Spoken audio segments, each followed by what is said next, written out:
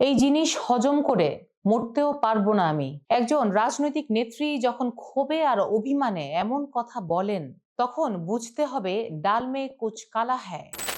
ঠিক ভোটের আগ মুহূর্তে জাতীয় নাগরিক পার্টি বা এনসিপির ভেতরে তাসের ঘরের মতো ভাঙন শুরু হয়েছে তাসনিম জারার পর।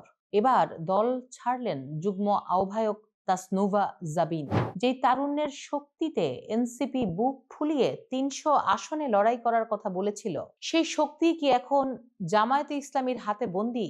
কেন মাঝপথে এসে সব ওলটপালট হয়ে যাচ্ছে? পুরো ঘটনাটি আজ আপনাদের সামনে তুলে ধরব। সঙ্গে আছি আমি ফারাহ দিবা এবং আপনারা দেখছেন ভয়েস অফ বেঙ্গল।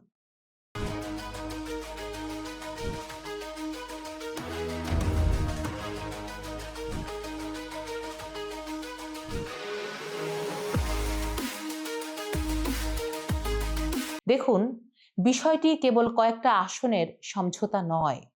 তাজনুভা জাবিন তার দীর্ঘ ফেসবুক পোস্টে যে অভিযোগগুলো এনেছেন তা অত্যন্ত ভয়াবহ। তিনি বলছেন, এনসিপি কে জামায়াতের কাছে তুলে দেওয়ার এই প্রক্রিয়াটি ছিল সুপরিকল্পিত। মাত্র ১২৫ জনকে মনোনয়ন দিয়ে এখন ৩০টি আসনের জন্য বাকিদের বসিয়ে দেওয়ার সিদ্ধান্ত হয়েছে। তাজনুভা প্রশ্ন তুলেছেন, যেই দলের ওপর ভর করে এনসিপি গড়ে উঠেছিল, সেই জুলাই স্পিরিট বা অভ্যুত্থানের চেতনা কি এখন বিসর্জন দেওয়া হচ্ছে? মজার ব্যাপার হলো, শুধু তাসনুভা নন, সামান্তা শারমিনের মতো নেতারাও বলছেন জামায়াত নির্ভরযোগ্য মিত্র নয়। তারা মনে করছেন এই সমঝোতা এনসিপিকে বড় রকমের রাজনৈতিক দেউলিয়াত্বের দিকে নিয়ে যাচ্ছে। সাধারণ মানুষের কাছ থেকে অনুদান হিসেবে নেওয়া টাকা ফেরত দেওয়ার ঘোষণা দিয়েছেন তাসনুভা। এটি কি কেবলই পদত্যাগ, নাকি তরুণদের মনে জমা হওয়া চরম অবিশ্বাসের প্রতিফলন? এনসিপি তো পুরনো রাজনীতির বিকল্প হতে চেয়েছিল, তবে কি তারা পুরনোদের মতোই লেজুর বৃত্তির পথে হাঁটা শুরু করলো?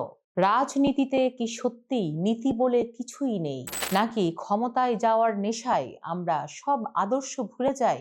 তারুণ্যের দলটির এই বর্তমান অস্থিরতা কি নতুন বাংলাদেশের রাজনীতির জন্য বড় কোনো অশনি সংকেত?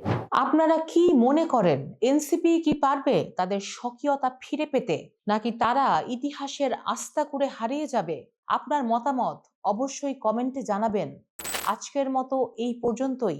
ভিডিওটি যদি ভালো লাগে তাহলে ভয়েস অফ বেঙ্গলের পেজটি ফলো করতে পারেন, আর ইউটিউবে আমাদের নতুন সব ভিডিও সবার আগে দেখতে চ্যানেলটি সাবস্ক্রাইব করে বেল আইকনটি বাজিয়ে দিতে ভুলবেন না যেন।